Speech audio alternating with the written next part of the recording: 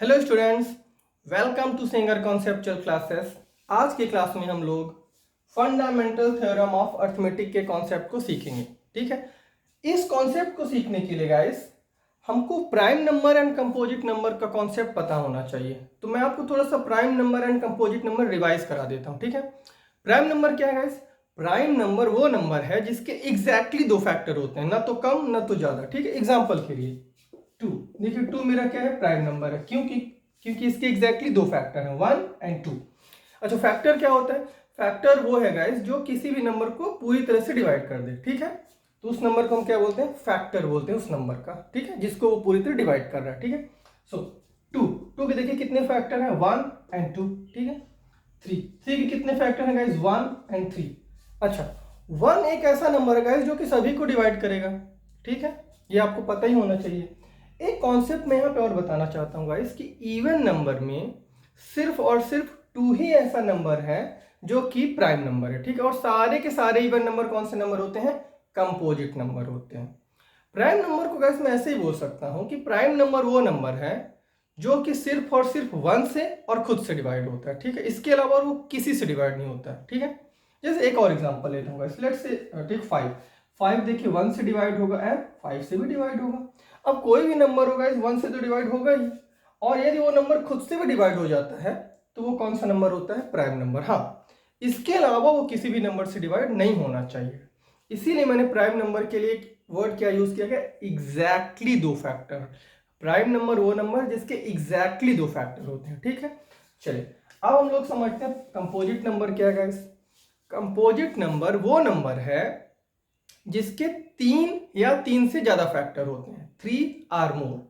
Composite number वो number है जिसके 3 या 3 से ज्यादा फैक्टर होते हैं। ठीक है, अच्छा हमको मान लीजिए हमें ये आइडेंटिफाई करना है कि ये नंबर कंपोजिट नंबर है कि नहीं, तो हम क्या करेंगे?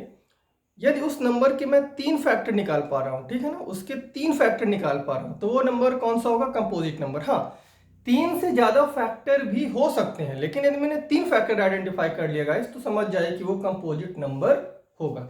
एग्जाम्पल के लिए 4 देखिए, इसके कितने फैक्टर हैं? 1 2 एंड 4।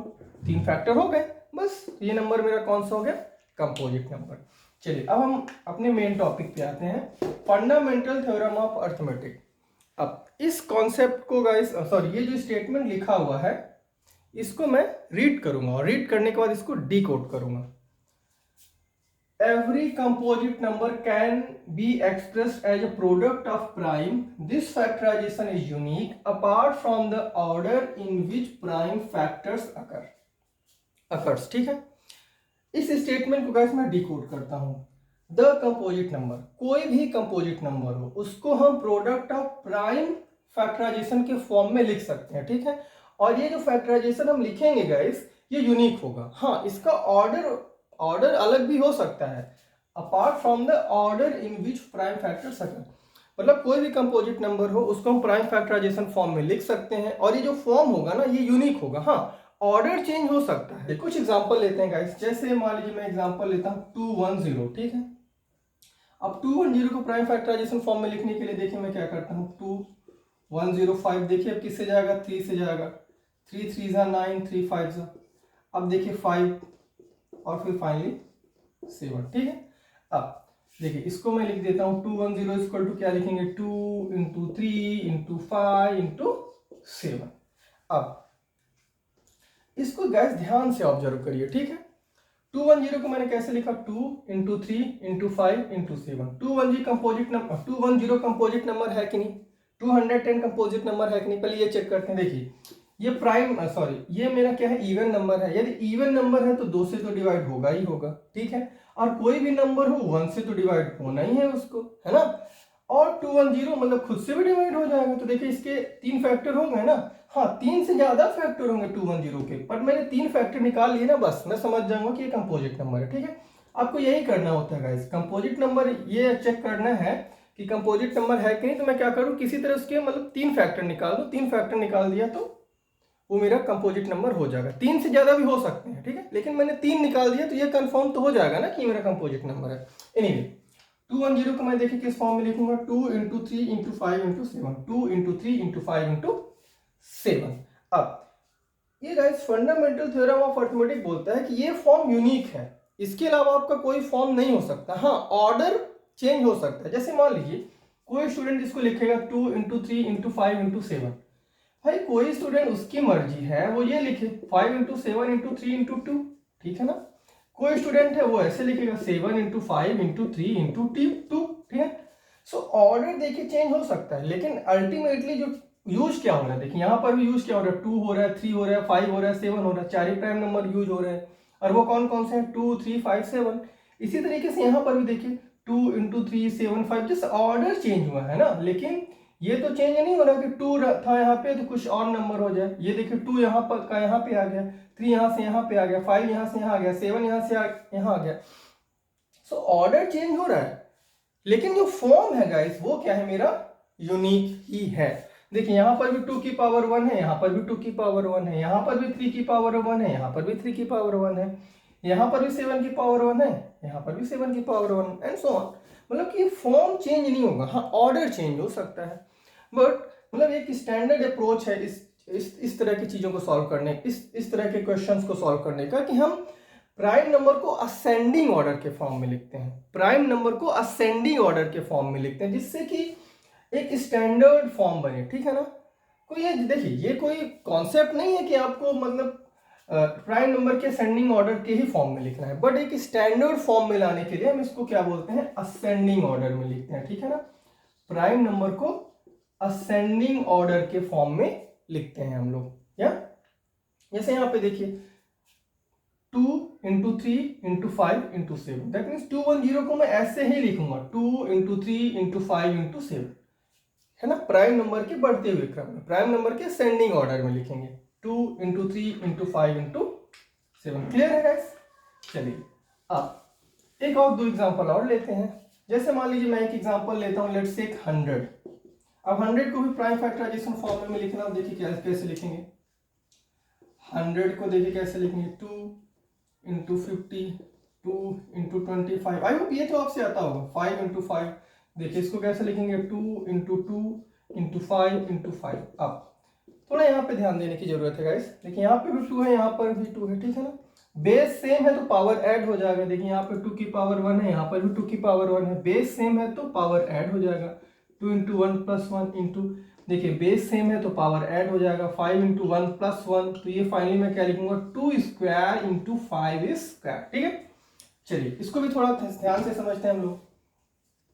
वंस अगेन देखिए यहाँ पे 2 स्क्वायर इंटू 5 स्क्वायर मैंने लिखा है, और मैंने क्या बोला था कि असेंडिंग ऑर्डर में लिखना है, ठीक है।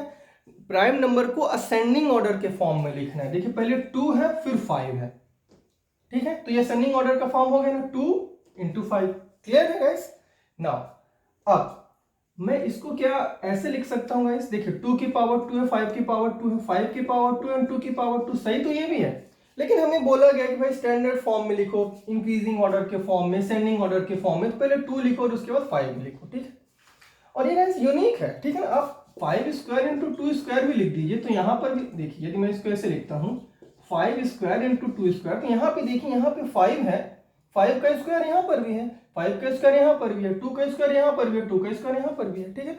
सो ऑर्डर चेंज हो सकता है, लेकिन जो फॉर्म है वो यूनिक ही रहेगा। ये फॉर्म, अब देखिए 100 को मैं हमेशा यही फॉर्म में लिखूंगा 2 स्क्वायर 5 स्क्वायर असेंडिंग ऑर्डर के फॉर्म में। यदि आप इसको 5 स्क्वायर 2 स्क्वायर लिखो तो गलत नहीं होगा, लेकिन हमें बोला गया कि असेंडिंग ऑर्डर के फॉर्म में ही लिखो प्राइम नंबर को, ठीक है। सो देखिए पहले 2 है फिर 5 है, 2 का स्क्वायर 5 का स्क्वायर, अब ये फिक्स्ड है। अब इसके अलावा कोई भी फॉर्म इसका नहीं हो सकता है, दैट्स वाई यहाँ पे वर्ड यूज किया गया गाइस यूनिक। 100 को हम 2 स्क्वायर एंड 5 स्क्वायर के फॉर्म में ही बस लिख सकते हैं, और ऐसा कोई फॉर्म नहीं है जिसमें हम नहीं लिख सकते। जैसे कि मैं बार बार इस चीज में एम्फसाइज कर रहा हूँ गाइस कि 5 स्क्वायर 2 स्क्वायर सही है, लेकिन हमें बोला गया है ना कि हम प्राइम नंबर के असेंडिंग ऑर्डर के फॉर्म में लिखेंगे, ठीक है। सो 2 स्क्वायर इंटू 5 स्क्वायर ये हो गया। चलिए एक एग्जांपल आप लोगों के लिए मैं और ले लेता हूँ गाइस।